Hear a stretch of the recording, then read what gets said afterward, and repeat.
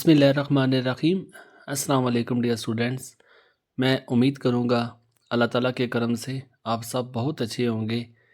ADA part 1 का मेरे सामने government college university Faisalabad 2025 second annual का पेपर है। पार्ट 1 के स्टूडेंट्स के लिए मैं इसका एनालिसिस करूँगा। आज इस पेपर को मैं डिफ़ाइन करूँगा। इससे पहले सरगोदा यूनिवर्सिटी का पार्ट 1 का जो लेटेस्ट पेपर था सेकंड एनुअल 2025 का, वो भी आपके साथ मैंने शेयर किया है। उसको भी मैंने कंप्लीट ब्रेक डाउन किया है। जीसी यूनिवर्सिटी का पेपर भी मैं, चूँकि सिलेबस पंजाब का, जीसी का और सरगोदा यूनिवर्सिटी का सेम है, तो आप तीनों यूनिवर्सिटी के पार्ट 1 के स्टूडेंट्स इन पेपर से तैयारी कर सकते हैं। इनमें हर एक चीज़ मैं आपको डिफ़ाइन करूँगा। क्वेश्चन नंबर 1 से लेकर क्वेश्चन नंबर लास्ट तक हर एक चीज़ में आपको मैं गाइडलाइंस दूँगा। तो सबसे पहले अगर क्वेश्चन को देखें, ये इस दफ़ा जीसी यूनिवर्सिटी ने सिलेबस को चेंज किया है। थोड़ा सा सिलेबस पेपर के पैटर्न को चेंज किया है। सिलेबस वही है, पैटर्न उन्होंने पहले तो पोइट्री के साथ पहले 3 लाइन्स जो आती थी वो पोइट्री की आती थी। बाकी 2 जो पार्ट्स आते थे वो या तो प्ले से लिए जाते थे या शॉर्ट स्टोरी से लिए जाते थे।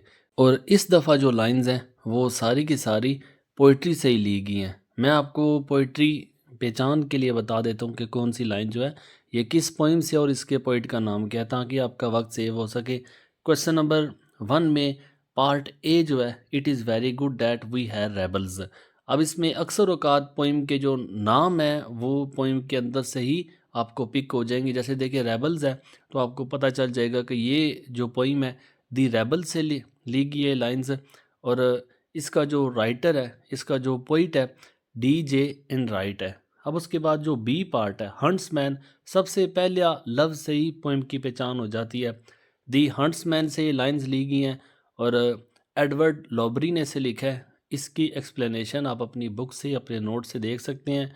क्वेश्चन नंबर 1 का जो सी पार्ट है, I was angry with my friend, ये पॉइजन ट्री है, विलियम ब्लेक की पोइम है, वहाँ से ये लाइन्स ली गई हैं। फिर उसके बाद डी पार्ट जो है, स्टे देन विलेज। अब विलेज का देखें, ये एक वर्ड रिपीट हुआ है, तो इसका मतलब है कि ये विलेज वाली पोइम हो सकती है। और विलेज वाली पोइम दी वैनिशिंग विलेज है, आपने उसे पढ़ रखा है, उसी पोइम से ये लाइन्स ली गई हैं। और उसके बाद जो लास्ट पार्ट है, O then on the shore of the wild world, ये जॉन कीट्स की पोइम है। और व्हेन आई हैव फियर्स, इसका ये नाम है। तो पांचों की पांचों जो है मेरे, ये सारी की सारी ये पोइट्री से ली गई हैं। नेक्स्ट टाइम स्टूडेंट्स अवेयर रहे कि आपका जो फर्स्ट एनुअल 2026 होता है, यूनिवर्सिटी में हर वीडियो में कहता हूँ कि पैटर्न चेंज कर सकती है। तो आपने जब भी तैयारी करनी है, एटलीस्ट आप पोइट्री को अच्छा तैयार कर लें, तो आपका क्वेश्चन नंबर 1 जो है वो अटैम्प्ट हो जाता है। बाकी पंजाब यूनिवर्सिटी जो है उनका पैटर्न सेम चल रहा है, 3 पोइट्री से ली जाती हैं, बाकी जो 2 हैं वो प्ले से ली जाती हैं। यही हिसाब जो सरगोदा यूनिवर्सिटी है उसका भी वैसा ही है। तो मुझे उम्मीद है कि क्वेश्चन नंबर 1 आपको पिक हो गया होगा, आपको समझ आ चुका होगा। फिर उसके बाद क्वेश्चन नंबर 2 देखूं तो ये शॉर्ट स्टोरी और जो प्लेज हैं उन दोनों को मिला के टोटल 5 क्वेश्चन बनते हैं। 3 शॉर्ट स्टोरी से पूछे जाते हैं, 2 प्ले से पूछे जाते हैं। तो ये पैटर्न उनका सेम है। और ऐसा भी हो सकता है कि सारे के सारे क्वेश्चन शॉर्ट स्टोरी से लिए जाएं। तो मैं इन क्वेश्चंस को आपके सामने डिफाइन कर देता हूँ, इन क्वेश्चन का एनालिसिस कर देता हूँ। मल्टी आंसर जिन बच्चों ने तैयार कर रखे हैं, ये एनालिसिस उनके लिए नहीं है, ये उन बच्चों के लिए है जो बच्चे सिंगल टॉपिक पे आंसर तैयार करते हैं। जैसे कि अगर एक प्ले है या एक शॉर्ट स्टोरी है या एक पोइम है, उस पे अगर एक पोइम पे या एक शॉर्ट स्टोरी पे 5 क्वेश्चन बन रहे हैं विद आंसर, तो हर बच्चा इतनी कैपेबिलिटी नहीं रखता कि हर क्वेश्चन को वो अलग अलग आंसर के साथ तैयार करे। उन बच्चों के लिए ये होता है कि मल्टी आंसर तैयार किए जाते हैं जो डिफरेंट टॉपिक्स को एक ही आंसर में कवर करते हैं।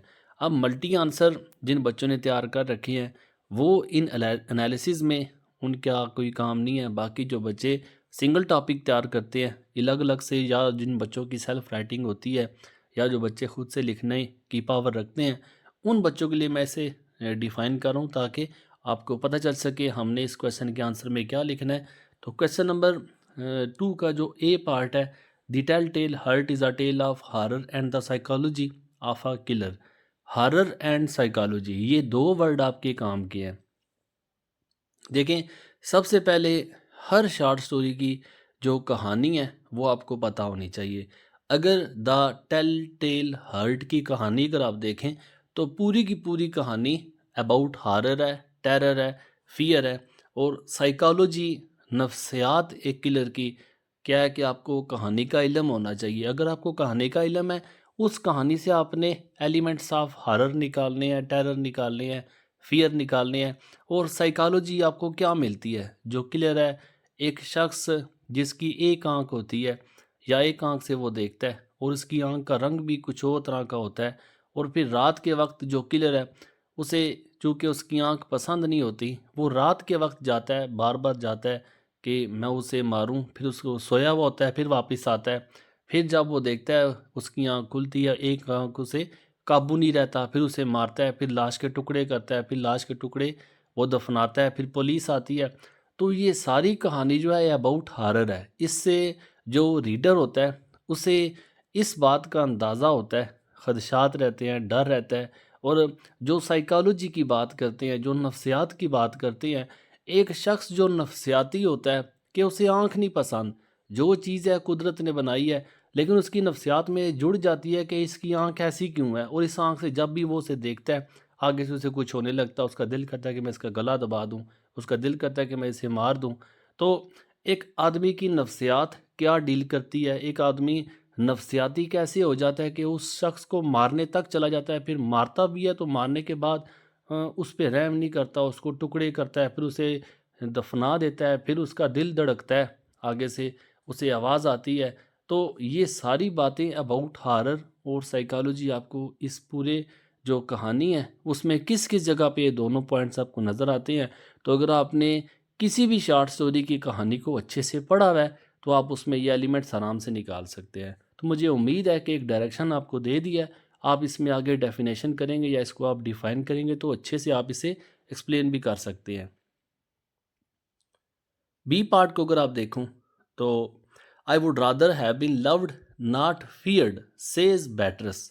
अच्छा, अब रैपाचिनी डॉटर जो है, अब चूंकि वो साइंटिस्ट है और उसने अपनी बेटी को जहरीला बना दी है। कहानी क्या है कि बैटरस जो है, अब ये चाहती है इस लाइन में, जो एग्जामिनर ने पूछा I would rather have been loved, Beatrice के ये अल्फाज हैं कि वो चाहती है कि मुझे प्यार किया जाए, नॉट फियर्ड, मुझसे डरा ना जाए।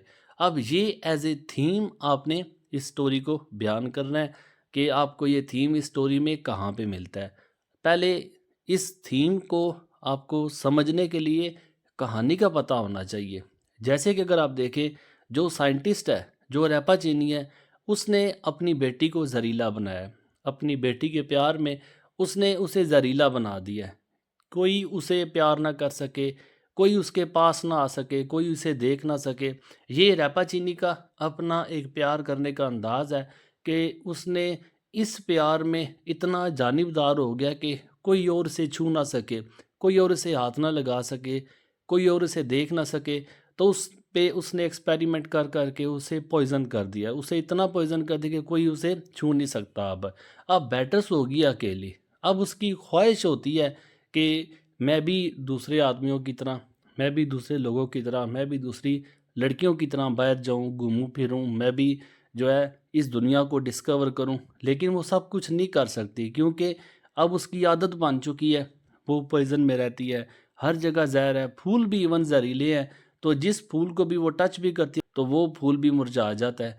तो एक उसको माहौल ऐसा मिल गया है जो पूरे का पूरा जो पॉइजन है, जो पूरे का पूरा जहर से भरा हुआ है। उसकी ख्वाहिश है कि मुझे कोई प्यार करे, मुझसे डरे ना। अब कैसे उसे कोई प्यार करे, क्योंकि वो है ही ज़हरीली। उसे पता है कि जो भी मेरे नज़दीक आएगा वो मेरे जहर की वजह से मारा जाएगा। अब बात इस तरह कि जब भी कोई नेचर के ख़िलाफ़ जाने की कोशिश करता है तो नेचर उससे अपना इंतकाम लेती है। नेचर के ख़िलाफ़ आप कुछ भी एक्सपेरिमेंट करेंगे तो नेचर को आप चेंज करने की कोशिश करेंगे तो उसके रिज़ल्ट जो हैं वो बुरे ही होते हैं। तो आपको एक प्रोफेसर दूसरा जो है वो चेंज करने की कोशिश करता है, पैटर्स को, उसकी बेटी को चेंज करने की कोशिश करता है। जो कि चूँकि एक लड़के की एंट्री आती है उसमें, और वो लड़का चाहता है कि मैं बैटर्स को ठीक करूँ। वो लड़का अपना चाह रहा है कि मैं इस बैटर को हासिल कर सकूँ, जबकि बैटर्स का जो वालिद है जिसने उसे ये सारा ज़रीला बना दिया है, वो चाहता है कि इसे कोई छू ना सके। दोनों चाहते हैं कि बेटी को अपने कब्ज़े में कर सकें, लेकिन लास्ट में रिज़ल्ट क्या निकलता है? जो उसका लवर उसे वो एंटी पॉइज़न देता है, जो पॉइज़न की दवा देता है, तो जब बैटर्स उस पॉइज़न को लेती है, तो वो बैटर्स मर जाती है।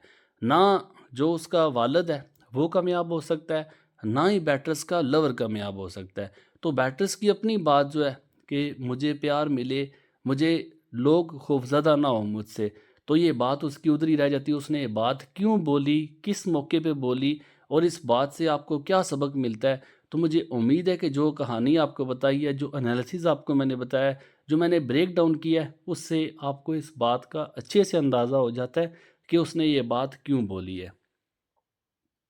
सी पार्ट को अगर आप देखो तो the Duchess and the Jeweller one of the most influential भी है, इम्पोर्टेंट भी है, और इस शार्ट स्टोरी को बार बार एग्ज़ाम में पूछा गया है।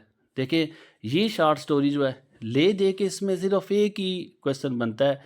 जो इंग्लिश एरिस्टोक्रेसी है, जो इंग्लिश अपर क्लास है, जो इंग्लिश वो क्लास है कि जो कभी अपने दौर में बड़े अरूज पे थी, आज वो क्लास जो है वो नीचे आ रही है, और जबकि जो मज़दूर तबका था, जो लोअर क्लास थी, वो क्लास आज ऊपर हो रही है। जो अपर क्लास है उस पे एक ज़वाल आ रहा है। क्यों? क्योंकि उन्होंने मेहनत छोड़ दी है। उन पे काहली ने ज़्यादा गलबा पा लिया, सुस्ती आ गई है उनमें, और वो तबका जो नीचे वाला तबका था, वो अपनी मेहनत की वजह से, अपने कामकाज की वजह से वो अब ऊपर आते जा रहे हैं। तो ये दोनों बातें आपने कि कैसे एक तबका नीचे आता जा रहा है जिसने कभी अरूज हासिल किया हुआ था, और वो तबका जो कभी ज़वाल में था वो अब ऊपर आता जा रहा है। अब इसको आपने एक कहानी के रेफरेंस के साथ बताना है, और इसमें भी सबसे इम्पोर्टेंट चीज़ जो है कि आपको इस डचीज़ की और इस ज्वेलर की आपस में क्या अनबन थी, क्या बातें थी, और कैसे डचीज़ जो है वो धोखा देती है ज्वेलर को, और कैसे ज्वेलर जो है वो लाइफ में पहले कैसे था और फिर अब वो इस मुकाम तक कैसे पहुंचा है, और कैसे वो धोखे में आ रहा है। तो ये सारी बातें आपको तब पता चलेंगी जब आपको इस स्टोरी की कहानी का पता होगा। तो मैं आपसे रिक्वेस्ट करूँगा कि हर शॉर्ट स्टोरी की एटलीस्ट आपको कहानी पता होगी ना, तो चाहे एग्ज़ामिनर कोई भी क्वेश्चन पूछता है, आप उस क्वेश्चन के आंसर को देने के काबिल होंगे। अब उसके बाद लास्ट 2 जो क्वेश्चन है, द बॉय कम्स होम, ये जनरेशन गैप है। देखें, हर शॉर्ट स्टोरी की कोई ना कोई मेन टॉपिक होता है, 1 या 2 टॉपिक होते हैं जिस पे वो सारी शॉर्ट स्टोरी या प्ले जो होता है वो बेस कर रहा होता है। अगर इस प्ले की बात करूं, द बॉय कम्स होम की, तो इसमें जनरेशन गैप ही है। अब जो अंकल जेम्स है और फिलिप है, ये फिलिप जो है ये यंग जनरेशन को शो करता है, अंकल जेम्स जो है ये ओल्ड जनरेशन को शो करते हैं। फिलिप अपने ख्यालात का मालिक है, अंकल जेम्स जो उनके अंकल है वो कुछ अपने ख्यालात रखते हैं। इन दोनों के ख्यालात आपस में मैच नहीं करते। अब इसमें भी आपको इसकी कहानी का इल्म होना चाहिए। अंकल जेम्स किस तरह के ख्यालात रखते थे, वो क्या चाहते थे, फ़िलिप के बारे में उन्होंने क्या कुछ सोच रखा था। जबकि जो फ़िलिप है, जो उनके घर गेस्ट के तौर पे भी आया है, और उनका भतीजा भी है। अब उस अंकल जेम के लिए फ़िलिप के तासुरात क्या हैं, फ़िलिप आगे अंकल जेम्स के बारे में क्या सोचता है।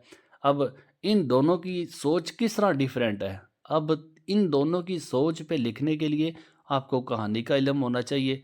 कहानी में फ़िलिप जो है वो किस तरह के ख़्यालात रखता था, क्या कुछ उसने सोचा था। घर आता है तो घर में आके उसका बिहेवियर किस तरह का होता है। फिर उसकी जो फ्यूचर गोल होते हैं वो किस तरह के होते हैं, और फिर आखिर में इन दोनों का रिज़ल्ट क्या निकलता है। क्या ये जनरेशन गैप जो है ये कोई क्रिटिकल सिचुएशन की तरफ लेके जाता है या नहीं लेके जाता। तो ये सब आपको तब पता चलेगा जब आपको कहानी का पता होगा। कहानी का इल्म होगा, चाहे कोई भी क्वेश्चन बन के आता है, आप इस काबिल होंगे कि आप उस क्वेश्चन के आंसर को अच्छी तरह से डिफाइन कर सकेंगे। अब उसके बाद लास्ट क्वेश्चन जो है इसका, ये समथिंग टू टॉक अबाउट, ये भी एक प्ले है। तो इसमें सोशल सेटायर है। सोशल माशरे पे होता है, माशरती को कहते हैं, और सेटायर कहते हैं तंज को। ये एक माशरे पे तंज है कि आजकल का इंसान जो है ये इतना मसरूफ़ तरीन इंसान है, इवन के घर के साथ घर भी जुड़ा हुआ है, लेकिन एक घर को दूसरे घर के हालात का इल्म नहीं है। इतनी यूनिफ़ॉर्मिटी आ चुकी है, इतनी हमारी ज़िंदगी जो है वो यूनिफ़ॉर्म बन चुकी है, एक ऐसी रूटीन बन चुकी है, रोज़ की ऐसी रूटीन बन चुकी है, जिससे आज का इंसान इतना मसरूफ़ तरीन इंसान है कि उसके रोज़ की रोज़ एक्टिविटी जो है वो एक जैसी हो गई है। इस एक जैसी एक्टिविटी से बेज़ारियत को शो किया गया है, जो माशरे पे एक तंज़ किया गया है कि एक शख्स जो है वो चोर बन के उनके घर आता है। तो इनकी ज़िंदगी चूँकि एक यूनिफ़ॉर्म है, एक एक जैसी रूटीन के साथ गुज़र रही है, तो उन्हें बड़ा अच्छा लगता है कि चलो आज हमारी ज़िंदगी में कुछ नया आया है, आज हमारी ज़िंदगी में कुछ चेंजेज़ आई हैं। अब इसी चेंजेज़ पे राइटर ने भी सटायर किया है, और इसी चेंजेज़ पे जो एग्ज़ामिनर है उसने आपसे पूछा है कि किस तरह की आप चेंजेस देखते हैं, या अगर उसने सटायर किया, या उसने अगर आपको इस कहानी में तंज़ आप देखते हैं तो किस जगह पे देखते हैं। तो उनमें आपको कहानी का इल्म होना चाहिए, फिर उनकी आपस में बातें क्या होती हैं, जो घर के अफराद हैं वो क्या बातें करते हैं उस चोर के साथ, फिर चोर जो है वो आगे उनके साथ क्या, इसका नतीजा क्या निकलता है। तो ये सब कुछ आपको सबसे पहले हर एक टॉपिक की आपने एनालिसिस करना, उसका कहानी को पढ़ना है। उस कहानी को पढ़ने के बाद फिर उसमें मेन टॉपिक्स देखें कौन-कौन से हैं। अगर ये मैंने एक प्ले तैयार किया है, तो इस प्ले में जो मेन थीम है, ये किस टॉपिक पे सब ज़्यादा बात करता है, वो ही टॉपिक आपके एग्ज़ाम में पूछा जाता है। तो मुझे उम्मीद है इन पाँचों क्वेश्चन को आपने अच्छे से समझा भी होगा। नेक्स्ट जो क्वेश्चन है, क्वेश्चन नंबर अगर 3 की बात करूँ, तो ये पोएम से है। पोएम्स ऑलमोस्ट ये एक ही टॉपिक होता है, इनका एक ही थीम होता है जिस पे वो बेस करी होती है। हर पोइम का एक अपना स्पेसिफिक थीम है। जो सबसे पहली पोइम है पैट्रियट इनटू ट्रेटर। अगर आप इस पोइम को देखें तो इस पोइम में राइटर ने, जो पोइट है, उसने एक ही बात कही है। पैट्रियट कहते हैं जो लवर ऑफ ए कंट्री होता है, एक जो मुहिब्बे वतन होता है, जो अपने वतन से मोहब्बत करने वाला होता है। और ट्रेटर कहते हैं जो गद्दार होता है, जो अपने वतन से गद्दारी करता है, दोगलापन करता है। अब कहता है कि एक इंसान की वक्त में, ये कहता है ये पैट्रियट इनटू ट्रेटर जो है, ये criticism of politics and peoples opinion, politics पे ही बेस करती है सारी की सारी ये पोइम। पहले एक शख्स जो है, जो भी सियासतदान है, जब वो अपने अरूज में होता है तो लोगों के लिए एक लवर होता है, जो मुल्क का बड़ा वफादार होता है, मुल्क से मोहब्बत करने वाले शख्स के तौर पे लोग उसे जानते हैं। लेकिन जब उसका ज़वाल आता है, जब वो सियासत पे, जब अरूज पे होता है, तो लोगों की ओपिनियन कुछ और तरह की होती है, लेकिन जब उस पे ज़वाल आता है तो लोग उसके बारे में कुछ और तरह की सोच रखते हैं। रॉबर्ट ब्रोनी की आप इस पोइम को पढ़ें तो आपको बेहतर तौर पे अंदाज़ा होगा कि कैसे जब वो अपने अरूज पे था, लोग उस पे फूल डालते थे। अब उसके रास्ते फूलों से सजा देते थे। वो इतना मकबूल था कि अगर लोगों से कहता कि मेरे लिए चाँद भी तोड़ के ले आओ, तो लोग उसके लिए वो भी लेके आते। लेकिन जब उस पे ज़वाल आ गया, जब वो अपने अरूज से नीचे आ गया है, तो अब लोग उसे बाँध के रस्सियों के साथ उसको चेन में गिरा हुआ है और उसे फांसी घर की तरफ लेके जा रहा है। इवन लोग उस पे अब पथराव कर रहे हैं। वो कहता है इस तरह का सलूक जो है लोग उसके साथ करते हैं। सिर्फ़ उसके साथ नहीं, एक सियासतदान के साथ इस तरह का सलूक होता है। इस पे उसने क्रिटिसिज्म किया है। पूरी की पूरी पोएम को पढ़ें, आपको इसकी यही बातें जो मैंने आपको बताई हैं, उसमें आपको फेस करने को मिलेगी, और इन्हीं बातों को आपने इस पोएम में डिफ़ाइन भी करना है। क्वेश्चन नंबर 2 है after Apple picking, symbolic poem है। अगर आप इस पोएम को पढ़ें तो ये पूरी पोएम जो है, ये वैसे तो आपको लगता है कि पोइट जो है उसने एक एप्पल का ट्री है, एक सेब का दरख्त है, उसके साथ उसने सीढ़ी लगाई हुई है और ऊपर से एप्पल तोड़ रहा है और कह रहा है कि मुझे ऊँघ आ रही है, मुझे नींद आ रही है। कुछ एप्पल जो है वो ज़मीन पे गिरते हैं, ख़राब होते हैं, कुछ उसकी टोकरी में पड़े हुए हैं, और इसके साथ साथ वो देखता है नींद भी आ रही है, ऊँघ भी रहा है, लेकिन फिर जब ऊपर दिखता है तो देखता है कि काफ़ी एप्पल और भी लगे हैं। उसका दिल कर रहा है कि मैं जो है ना एप्पल मैं तोड़ता रहूँ, लेकिन नींद उस पे गलबा आ रहा है उसका। अब ये एक हल्की सी थोड़ी बहुत आपको मैंने स्टोरी का ओवरव्यू दिया है, एक पोइम आपको मैंने कहानी बताई है, लेकिन ये कहानी एक अलामती कहानी है। अलामती आपको कहानी किस जगह पे मिलती है? जस्ट ये एक पोइम नहीं है, इसके अंदर बहुत से सबक छुपे हैं। वो सबक आपने निकालने हैं कि ये आफ्टर एप्पल पिकिंग है तो ये लाइफ का लेसन कैसे देती है। देखें, सबसे बड़ी बात जो है एप्पल जो है, एप्पल इंसान की ख्वाहिशात का सिंबल है। ये अलामत है इंसान की आरज़ुओं का। इंसान का नफ्स जो है वो कभी शेर नहीं होता। जो एप्पल है वो इंसान के नफ्स के तौर पे इस पोइम में दिखाए गए हैं कि आप एक सीढ़ी लगी हुई है, ज़िंदगी में जितनी भी आरज़ुएँ आप पूरी करो, लेकिन कभी ऐसा इंसान नहीं देखा होगा आपने कि जो एक आरज़ू को पूरा करने के बाद कहता होगा कि मेरी ज़िंदगी का अब यहाँ पे इख्तिताम हो गया, मेरी सारी ख्वाहिशात पूरी हो गई हैं, अब मेरी कोई ख्वाहिश नहीं रही। एक के बाद दूसरी, दूसरी के बाद तीसरी, तीसरी के बाद चौथी, ये इंसान की ज़िंदगी के मरने तक ये काम चलता रहता है। उसका ऊँघना, उसको नींद आना, वो कहता है कि ये मौत भी आ रही है, उसे पता है कि जनाब 70 साल का हो गया है, 60 साल का हो गया है, 75 साल का, 80 साल का, लेकिन उसके उस बाबे के भी सराहने में अगर आप देखें तो चंद सिक्के दुनिया के उसने रखे होंगे कि कुछ ना कुछ लालच उसके अंदर उस वक्त भी मौजूद होती है। तो ये लालच जो है, ये नफ्स जो है इंसान का, ये कभी नहीं भरता। इसी बात को उसने एक एप्पल को एज ए सिंबल के तौर पे रख के ये अपनी लाइफ की पूरी स्टोरी उसने बताई है। तो इसको आपने एज अ सिंबॉलिक ट्रीटमेंट करना है इस पोइम का। फिर उसके बाद all the words of stage, Shakespeare की most beautiful, one of the most influential और मोस्ट ब्यूटीफुल पोइम्स में इसका ज़िक्र होता है कि ज़िंदगी का ज़बरदस्त लेसन उसने 7 स्टेजेस ऑफ लाइफ में दिया है। अब 7 उसने मुख्तलिफ दर्जात बताए हैं इंसान की ज़िंदगी में। शुरू में बच्चा होता है, फिर लड़कपन में आता है, फिर बड़ा होता है, फिर वो जवानी में आता है, फिर ना जाने किस किस स्टेज से गुजर के टोटल लास्ट में 7 स्टेजेस जो आखिरी स्टेज है उसमें इंसान बूढ़ा बन जाता है और फिर एक दफ़ा फिर बच्चा बन जाता है। तो इस 7 स्टेजेस को आपने डिफ़ाइन करना है, लेकिन उसमें 7 क्वेश्चन ये है कि फ़ेवरेट आपकी स्टेज कौन-सी है और क्यों है? आपने 7 स्टेजेस को डिफ़ाइन किया। ये पोएम है ही 7 स्टेजेस के बारे में है।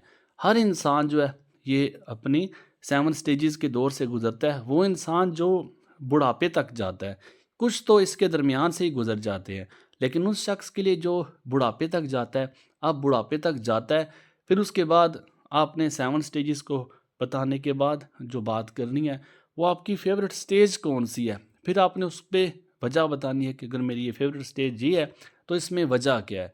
ये इस पे आपने बात करनी है।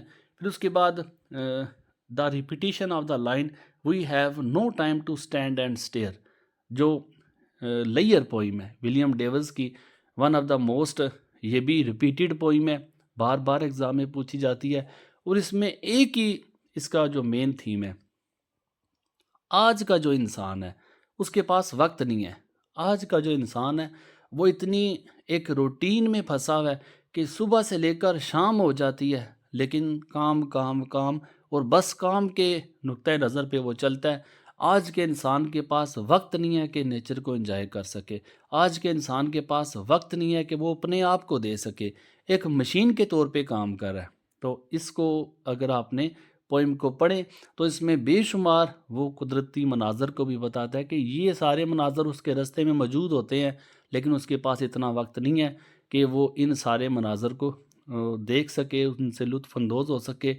इसी बात को उसने क्रिटिसाइज़ भी किया है कि अगर इंसान एक हेल्दी, वेल्दी और एक खुशहाल ज़िंदगी गुज़ारना चाहता है, तो उसे वक्त निकालना पड़ेगा और उस वक्त को आपको नेचर को देना पड़ेगा। कम से कम थोड़ा बहुत वक्त अगर आप नेचर के लिए निकालेंगे तो इंसान की जो ज़िंदगी है वो खुशहाल होगी।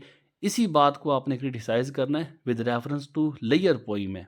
अब मुझे उम्मीद है कि जो पाँचों की पाँचों आपको क्वेश्चन मैंने डिफ़ाइन किए हैं, आपको किसी किस्म का बहाम बाकी नहीं रहेगा। अब उसके बाद जो पैराग्राफ की अगर आप देखें तो इस पैराग्राफ में जो क्वेश्चन है वो भी आपको बता देता हूँ, लेकिन उस पैराग्राफ का मैं पहले आपको एक ओवरव्यू दे दूं कि ये पैराग्राफ आपका है क्या, ताकि जिन बच्चों ने इसे अटेम्प्ट किया है उनको थोड़ा बहुत एनालिसिस भी इसका हो जाए कि हमने कि किस तरह का हमने अटेम्प्ट किया है। बाकी वो बच्चे जो इसको अटेम्प्ट करेंगे उनको भी थोड़ा सा आइडिया हो जाएगा। देखें, पैराग्राफ में आपने जो इसकी मेन टॉपिक्स हैं वो निकालने कि आपने उस पूरे पैराग्राफ में कौन-कौन सी बातें समझी हैं। ये पैराग्राफ जो है the life of the man, अक्सर औकात जो इसका टाइटल होता है वो हमेशा पहली लाइन से ही आपको मिल जाता है। आप अगर देखें इस लाइन में भी आपका टाइटल सबसे पहले लफ्ज़ों में ही छुपा हुआ है। बाकी आपको मैं पैराग्राफ बताता हूँ, आपको अच्छी समझ लग जाएगी। तो इस पैराग्राफ में जो बताया गया वो ये है कि इंसान की ज़िंदगी एक लॉन्ग मार्च की तरह है। लॉन्ग मार्च होता है जो लंबा सफ़र होता है। अब ये ऐसा लंबा सफ़र है जिसमें आपको हर तरह के दुश्मन मिलेंगे, हर तरह की तकालीफ मिलेंगी, हर तरह के दुखों से आपको गुज़रना पड़ेगा, हर तरह के दर्दों से गुज़रना पड़ेगा। आपके पास एक उम्मीद होती है। अब ये कहता है कि ये दुख जितना भी आपका, ये ज़िंदगी आपकी जितनी भी बड़ी हो, लेकिन इसका आखिर इख्तिताम होना है। जैसे कि आप देखें कि आपके बेशुमार दोस्त जो बचपन में आपके साथ होते हैं या जवानी में आपके साथ होते हैं, उनको बिछड़ना ही होता है। वो आपकी कल जो आपकी नज़रों के सामने थे, आज वो आपकी नज़रों के सामने नहीं है। बेशुमार लोग आपसे बिछड़ चुके होंगे। अब कहते हैं कि जो मौत है वो एक अटल हकीकत है। मौत हर शख्स को आनी है, चाहे वो बच्चा है, चाहे वो जवान है, चाहे वो बूढ़ा है। इस मौत से कोई भी बच नहीं सकता। तो ये ज़िंदगी का जो दौरानिया है, ये इंतहाई मुख्तसर दौरानिया है। तो इस दौरानिए में हमें चाहिए कि जितना भी हम दूसरों के काम आ सकते हैं उनके काम आए, दूसरों के दुख दर्द बांट सकते हैं हम उनके दुख दर्द बांटें। हम अगर दूसरों को खुशी दे सकते हैं तो कहता है ये हमारी ज़िंदगी का सबसे मेन मकसद होना चाहिए। क्यों? क्योंकि दूसरे लोग भी हमारी तरह बेशुमार दुखों से, बेशुमार दर्दों से, तकालीफ से गुजर रहे होते हैं। अगर हमें अपनी तकलीफ़ का एहसास होता है तो हमें उन लोगों की तकलीफ़ को दूर करने की पूरी कोशिश करनी चाहिए। ज़िंदगी का यही मकसद होना चाहिए कि ये ज़िंदगी किसी वक्त भी, किसी लम्हे भी ख़त्म हो सकती है। किसी इंसान को नहीं पता कि अभी वो जी रहा है तो आगे कितना वक्त के लिए जिएगा। तो इस ज़िंदगी में जो सबसे मेन बात है कि हमें दूसरों के काम आना चाहिए। एटलीस्ट इतना ज़रूर करना चाहिए कि हम दूसरों के लिए खुशी की वजह बन सके। ये मैं आपको इसका शॉर्ट सा एनालिसिस दिया है। अब अगर क्वेश्चन की तरफ देखें तो सबसे पहला क्वेश्चन है, how does the writer define the life of a man, कि इंसान की ज़िंदगी उसने उसके बारे में क्या बताया। तो शुरू की लाइन में आपको पता है कि उसने ज़िंदगी के बारे में क्या डेफिनेशन की है, किस तरह की ज़िंदगी उसकी होती है। फिर क्वेश्चन नंबर 2 है, what happens to our comrades. Comrades कहते हैं जो फ्रेंड्स होते हैं, जो दोस्त होते हैं, during their long march of life. तो हमारे दोस्तों का क्या बना जो हमारे साथ होते थे। तो ये पैराग्राफ पढ़ के आपको बेहतर अंदाज़ा हो गया है। फिर उसके बाद how can we help our fellow beings, तो जो हमारे दूसरे दोस्त हैं हम उनकी कैसे मदद कर सकते हैं, ये भी आपको मैंने पैराग्राफ में बताया। Suggest a suitable title for the passage. अब देखिए जो सबसे इस जो सबसे मैं कहता हूँ मुफ्त के नंबर है कि आपने इस पैराग्राफ से टाइटल निकाला है the life of the man. जो सबसे पहले लफ्ज़ हैं इसी को अगर आप डिफ़ाइन कर देते हैं, इसी को आप टाइटल में लिख देते हैं, जिस बच्चे ने पैराग्राफ समझ लिया है उसको उसका टाइटल भी समझ लग गया होगा। कोशिश किया करें एक टाइटल दें, एक सीधा टाइटल ना दें। आपको जितना परफेक्ट टाइटल आपको लगे उसी को टाइटल को आपने लिख देना है। लेकिन अगर 2 टाइटल निकल रहे हैं आपको समझ नहीं लगे दोनों में से किसको लिखें, तो आप दोनों को अलग-अलग से लिख सकते हैं। लेकिन कोशिश करें आप सबसे पहले आपको बताया जो आपको मोस्ट परफेक्ट और मोस्ट सूटेबल लगता है उसी को आप इसमें ऐड करें। और ये जो लास्ट क्वेश्चन है, make a precis of the above passage. Precis बनाने का सबसे आसान तरीका आपको पता है। जो आपके मोस्ट इंपॉर्टेंट क्वेश्चन होते हैं उन्हीं को आप मिला के भी प्रेसी बना सकते हैं। बाकी जिस बच्चे को पैराग्राफ की समझ है, एक्स्ट्रा बातें आपने निकालनी है और इस पैराग्राफ को आपने 1/3 करना है कि इंसान की ज़िंदगी बिल्कुल शॉर्ट सी ज़िंदगी है, दोस्त बिछड़ जाते हैं, दूसरों के काम आना चाहिए, यही हमारी ज़िंदगी का मकसद है। तो वो बातें जो आपने 15 लाइनों में की हैं वही बातें आपने 5 लाइनों में बता देनी है, ये आपकी प्रेसी बन जाती है। लेकिन वो सारी बातें जो इस पूरे पैराग्राफ का निचोड़ होती हैं वो सारी बातें आपने बिल्कुल मुख्तसर करके बतानी होती है। तो जिस बच्चे ने मुख्तसर कर लिया उस बच्चे को प्रेसी के मैक्सिमम मार्क्स मिलते हैं। 15 नंबर सिर्फ प्रेसी के बनते हैं। तो जितनी आप मुख्तसर प्रेसी बनाएंगे और टू द पॉइंट बनाएंगे आप उतने मैक्सिमम मार्क्स स्कोर कर सकते हैं। मुझे उम्मीद है मेरे साथ साथ चल रहे होंगे और आपने इसे समझा भी होगा। नेक्स्ट क्वेश्चन नंबर 5 और लास्ट क्वेश्चन है उर्दू की ट्रांसलेशन का। मैंने आपको 7 पेजेस अपलोड कर रखे हैं और अगर उन 7 पेजेस जो मोस्ट इंपॉर्टेंट पैराग्राफ के हैं अगर आप उनको देखें तो सबसे पहला जो पैराग्राफ है वो यही है जो आपके पेपर में रिपीट हुआ है। तो उन बच्चों के लिए जो बच्चे ट्रांसलेशन को खुद से लिख नहीं सकते, सेल्फ राइटिंग नहीं कर सकते, वोकेबलरी का बड़ा मसला है, इंग्लिश ग्रामर का मसला है, तो वो पैराग्राफ की जो साथ मैंने 7 पेजेस दिए हैं उनको अच्छे से तैयार करें। उसमें मोस्ट इंपॉर्टेंट पैराग्राफ वही हैं जो आपके पेपर में बार बार पूछे गए हैं या आगे पूछने के उसमें काफ़ी चांसेस होते हैं। आप उस वीडियो को देख सकते हैं जिसमें मैंने मोस्ट इंपॉर्टेंट पैराग्राफ शेयर किए हैं।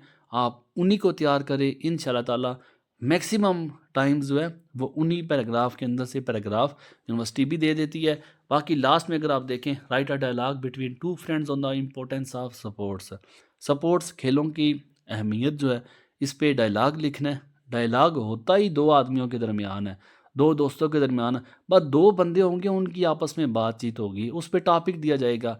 देखें, इंट्रोडक्शन आप लाजमी दिया करें इसका, और डायलॉग के जो सिंबल्स हैं वो लाजमी सीखें उन बच्चों के लिए जो बच्चे डायलॉग लिखते हैं।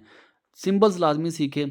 किसी डायलॉग को आप ऐसे को तैयार न करें कि ये एक डायलॉग जो है वो सब टॉपिक्स को कवर कर लेगा। हो ही नहीं सकता कि ऐसा कोई मल्टी टॉपिक डायलॉग जो एक ही डायलॉग हो और डिफरेंट टॉपिक्स को कवर कर ले। ये मैं नहीं मानता। कम अज़ कम जो भी इस तरह की बात को कहता है कि एक डायलॉग है वो सब टॉपिक्स को कवर कर लेगा, ऐसा कुछ नहीं हो सकता। तो टॉपिक्स डिफरेंट होते हैं, कभी वो अच्छी बात होती है, कभी वो बुरी बात होती है, कभी किसी मसले पे बात होती है, कभी कोई और टॉपिक होता है। तो एक टॉपिक आपका एक डायलॉग के अंदर कवर हो सकता है, 2 हो सकते हैं या 10 टॉपिक कवर हो सकते हैं। लेकिन अगर ये कहा जाए कि एक डायलॉग जो है वो सारे टॉपिक्स को कवर करे, तो ये अपने आप को गलत तसल्ली देने वाली बात होगी। मल्टी डायलॉग मैंने भी अपलोड कर रखे हैं, आप उसको देख सकते हैं। लेकिन मल्टी डायलॉग में क्या है कि मैंने आपको इंट्रोडक्शन दी है कि किसी तरह का भी डायलॉग आता है, ये इंट्रोडक्शन में उन बच्चों के लिए जो बच्चे सेल्फ राइटिंग नहीं कर सकते। इंट्रोडक्शन दिया है कि आप हर तरह के डायलॉग में ये इंट्रोडक्टरी लाइंस जो है, ये तारफ़ी लाइंस जो हैं वो आप लिख सकते हैं। बाकी इसके बाद मैंने लास्ट लाइंस दी हैं कि जो डायलॉग है उसको आपने इख्तिताम कैसे करना है। जो मिडल में है, मिडल में चाहे कोई भी टॉपिक आता है, उस टॉपिक को मैं हमेशा से कहता हूँ कि बच्चों को आपने खुद से डिफ़ाइन करना है। 4 लाइनें लिखें, 5 लाइनें लिखें, 6 लाइनें लिखें। जो टॉपिक है, जैसा देखें इम्पोर्टेंस ऑफ सपोर्ट्स पे अगर आपने बात करनी है तो इंट्रोडक्शन आप मेरे वाला उठा सकते हैं, कंक्लूजन आप मेरे वाला ले सकते हैं। दरमियान में जो लिखना है आपने बच्चे ने खुद लिखना है, ठीक है? बाकी इसके अलावा अगर कुछ बच्चे ऐसे हैं कि वो कहते हैं कि हम दरमियान में भी नहीं लिख सकते, उन बच्चों के लिए मैंने 5-6 टॉपिक्स दिए हैं कि अगर कोई सोशल लेवल पे कोई मसला है, आप उसमें वो डायलॉग मल्टी यूज़ कर सकते हैं। या अगर कोई किसी चीज़ की इम्पोर्टेंस है, अनअवेलेबिलिटी है, किसी चीज़ की गैर दस्तयाबी है, आपका स्टाफ पूरा नहीं है, इस तरह के डायलॉग जो है वो 4-5 टॉपिक मैंने दिए हैं। वो टॉपिक आप उस मिडल में पोर्शन में लिख सकते हैं। लेकिन अगर ये कहा जाए कि एक ही डायलॉग है और वो सारे टॉपिक्स को कवर कर सकता है, तो ये चाहे आप जितना मर्ज़ी आप अच्छे तैयार कर लें, वो डायलॉग आपका क्रास ही होगा। तो कोशिश करें जो बच्चे डायलॉग लिखते हैं, मिडल पोर्शन में थोड़ा बहुत खुद लिखने की कोशिश करें, इसके सिंबल्स का ख्याल रखें, लाज़मी ख्याल रखें, कॉमा किस जगह पे आता है, फुल स्टॉप किस जगह पे आता है, कॉलन का साइन कैसे लिखते हैं, किस जगह पे यूज़ किया जाता है, या हमने क्वेश्चन मार्क लिखना है या फुल स्टॉप लिखना है। ये डायलॉग में सिंबल्स जो हैं, आधे नंबर आपको सिंबल्स के मिलेंगे। फिर उसके बाद जो बच्चा थोड़ा बहुत भी मिडल पोर्शन में अपनी सेल्फ राइटिंग दिखाता है, एक-एक लाइन करके ही आप बात करो ना, तो आपको काफ़ी अच्छे नंबर इसमें मिल सकते हैं। मुझे उम्मीद है कि जो पेपर एनालिसिस, जो पेपर का ब्रेकडाउन आपके साथ किया है, ये आपको एग्ज़ाम की प्रिपरेशन में काफ़ी मदद करेगा। या आप जो तैयारी कर रहे हैं, अल्लाह ताला इसमें बरकत डाले, अल्लाह ताला आप सबको कामयाब करे। आप सबका हामी व नासर हो। दुआ में याद रखिएगा। जज़ाकल्लाह। अल्लाह हाफ़िज़। अस्सलामु अलैकुम।